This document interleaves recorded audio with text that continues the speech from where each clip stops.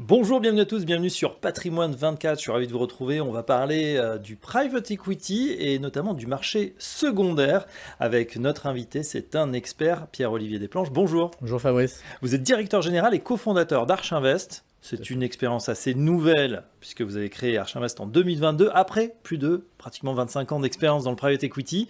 Alors présentez-nous ce que fait Archinvest. Alors Archinvest, c'est une société de gestion qui est spécialisée en private equity et qui permet donc à des investisseurs particuliers, au travers de leur gestionnaire de fortune, d'investir dans des fonds de private equity de premier plan que notre équipe d'investissement va sélectionner pour eux. Et ce, à partir de 100 000 euros. Ce sont des fonds de qualité institutionnelle qui nécessitent des millions pour rentrer, certains 5, 10, parfois 20 millions d'euros. Et donc on permet à ces investisseurs particuliers de réduire le ticket et surtout de s'y retrouver dans tout cet univers où vous avez plus de 10 000 fonds dans le monde. Oui. Et beaucoup de fonds, certains sont très connus, mais comme j'aime le dire, la pancarte ne veut pas dire grand-chose parce que quand vous avez des plateformes comme Carlyle, KKR ou Blackstone, vous avez des dizaines de fonds, donc il faut savoir de quel fonds on parle, de quelle équipe on parle, et ça c'est forcément beaucoup plus compliqué pour se faire une religion et pas se tromper. Ah bah ça vous connaît puisque vous avez travaillé au sein de d'une de ces 9 institutions, Carlyle pour ne pas la nommer. Alors justement, comment on trie parmi, voilà, vous avez dit ces milliers de fonds, comment on arrive à trouver ce qui correspond, justement ce qui va correspondre à l'investisseur? C'est ce qui fait la singularité de notre approche, c'est qu'on est une équipe fondatrice qui vient du private equity, donc on est 3 cofondateurs qui avons fait toute notre carrière dans des grands fonds de private equity. Moi effectivement j'ai presque 25 ans d'expérience dans des fonds d'investissement, dont près de 20 passés chez Carlyle, que j'ai rejoint à un moment en 99 où le marché n'était pas du tout aussi développé. Pour vous donner un ordre de grandeur, Carlyle à l'époque ça devait être autour de quelques milliards de dollars, aujourd'hui ça gère plus de 400 milliards de dollars, et ils étaient uniquement aux États-Unis. Ils venaient de lever un premier fonds en dehors des États-Unis qui était un fonds de 1 milliard d'euros sur la stratégie LBO en Europe, et c'est dans ce cadre-là que j'ai rejoint cette équipe pour investir ce milliard avec d'autres géographies.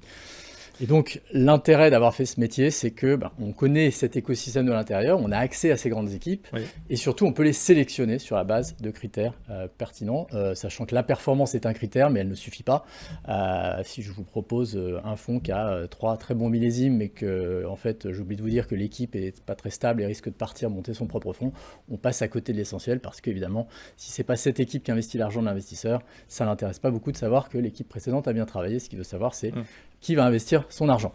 Et donc ce genre d'information qu'il faut évidemment avoir, et avoir ce confort, si vous n'avez pas fait ce métier, si vous n'avez pas ces relais dans l'industrie, eh bien vous n'aurez jamais accès à ce genre d'éléments. Il y a d'autres critères qui rentrent en ligne de compte. Donc c'est plutôt déjà éviter les pièges avant ensuite de sélectionner voilà, les meilleurs fonds. C'est surtout que évidemment on va regarder les fonds qui ont une très belle performance, mais on va vérifier que cette performance elle est stable sur la durée. On va vérifier que la dynamique interne de l'équipe est très bonne et qu'il y a encore beaucoup de dynamisme et surtout d'envie de travailler ensemble pour délivrer le millésime suivant.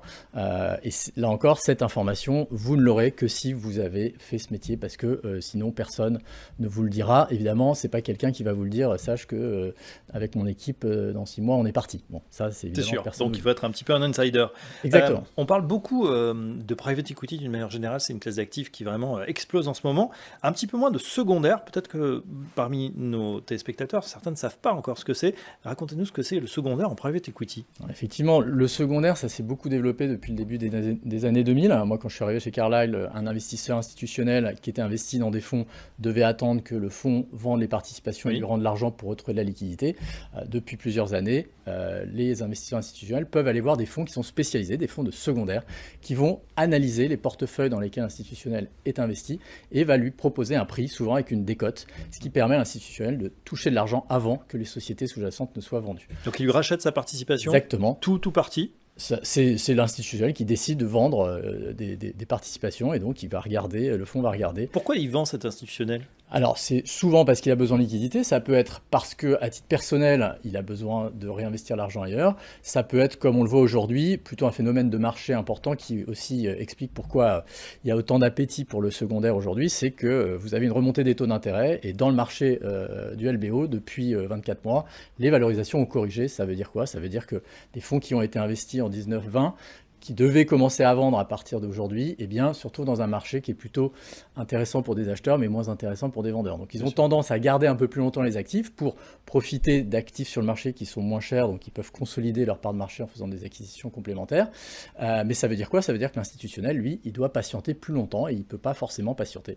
Et donc, vous avez aujourd'hui beaucoup de demandes d'institutionnels qui cherchent à trouver de la liquidité auprès de ces fonds de secondaire, et vous avez un déséquilibre entre cette demande et l'offre que peuvent absorber ces fonds de secondaire. Donc, vous avez une fenêtre d'opportunité exceptionnelle aujourd'hui parce que vous avez du coup une grosse décote qui bénéficie à ces fonds de secondaire qui peuvent acheter de très beaux portefeuilles avec une grosse décote. Voilà, donc c'est les seuls, si je comprends bien, mais pas uniquement en janvier. Et vous avez créé un véhicule spécial qui s'appelle Arch Invest Secondaire 1. Est-ce qu'on peut revenir justement sur la stratégie de ce fonds? Oui, alors peut-être avant, expliquer l'intérêt de cette stratégie secondaire pour l'investisseur. Oui. Donc là, on a bien compris pour l'institutionnel. Les fonds de secondaire aujourd'hui adressent deux segments. Le premier, je viens d'en parler, c'est des institutionnels qui cherchent de la liquidité, qui vont vendre des portefeuilles. Et depuis 2010, vous avez un nouveau segment qui s'est développé. C'est à l'initiative des fonds eux-mêmes qui vont chercher en fait à rester exposés à une société qui a très bien performé. Plutôt que de ne plus être exposé ou de la vendre pire à un concurrent et que le concurrent fasse une très belle opération derrière, ils vont convaincre un fonds de secondaire qui va analyser la société et qui va potentiellement financer le rachat de cette société dans un fonds dédié.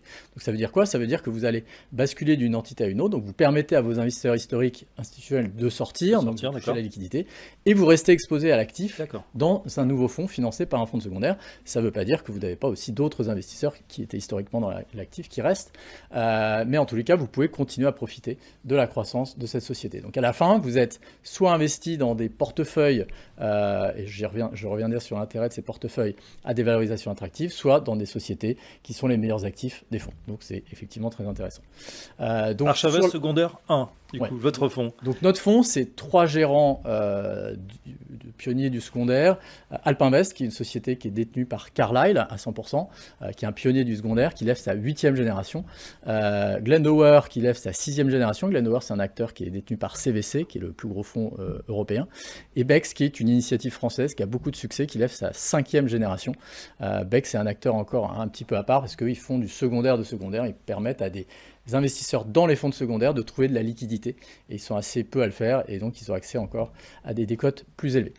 Mais l'intérêt de cette stratégie aujourd'hui, elle est pérenne dans la durée, dans le sens où j'ai parlé de cette opportunité encore plus importante grâce à ce niveau de décote, mais vous avez toujours des niveaux de décote importants dans le marché du secondaire. L'intérêt pour un investisseur, il est multiple, c'est que vous avez une performance très intéressante. Le produit qu'on propose aujourd'hui, si on se base sur l'historique, la performance historique des gérants qu'on a sélectionnés et qu'on regarde l'ensemble des millésimes et qu'on en fait une moyenne, c'est 12% dans la poche de l'investisseur. Avec le niveau des décotes aujourd'hui, on pense que ça peut monter à 14-15% net de frais dans la poche de l'investisseur par an. Vous avez aussi une lecture sur les sociétés qui est très bonne parce que contrairement au primaire où vous allez acheter une société et du coup vous allez essayer de la faire fructifier pendant 4-5 ans mais vous la connaissez très mal, là vous allez racheter des sociétés qui se sont déjà développées dans les mains des fonds, parfois depuis 3-4 ans, donc très bonne visibilité. Vous avez une diversification qui est très forte parce que vous rachetez des portefeuilles. Le fonds qu'on propose, vous allez être exposé à 5000 sociétés qui vont être, géographiquement parlant, très diversifiées dans le monde, entre l'Europe et les États-Unis. Et vous avez une vélocité du capital qui est très forte, qui est liée au fait que les sociétés qui sont rachetées sont plus matures. Certaines peuvent déjà avoir 3 ans, 3 ans et demi. Donc quand vous rachetez des parts de secondaire, vous pouvez, dès la première année dans notre fonds, avoir des distributions. En tous les cas, c'est ce qui s'est passé sur les millésimes précédents. Ouais, on évite la fameuse courbe en J qu'on connaît dans le capital d'investissement, c'est-à-dire au début, voilà, il y a une baisse un petit peu des valorisations avant de repartir. Il y a deux effets, c'est la courbe en J sur la valorisation parce que vous achetez des sociétés qui sont déjà valorisées au-dessus du cost dans les parts des fonds, et aussi sur les flux parce que très vite, vous récupérez de l'argent. Bah voilà, donc une excellente idée pour diversifier. Alors les patrimoines, vous l'avez dit, sont plus élevés. On s'adresse aux conseillers en gestion de patrimoine qui ont ce type de clientèle puisque le ticket d'entrée, vous l'avez mentionné. Alors c'est 100 000 euros pour les fonds qu'on propose et si l'investisseur a déjà investi dans des fonds de ce type, pas forcément chez nous, mais des fonds professionnels, FPS ou FPCI, ils peuvent investir à partir de 50 000 euros. Et ben voilà, on en sait un petit peu plus sur cette stratégie investissement en private equity sur le secondaire, c'est avec Arch Invest. Merci Pierre-Olivier Desplanches, je rappelle que vous êtes directeur général et cofondateur d'Arch Invest et à très bientôt sur Patrimoine 24. Merci Fabrice.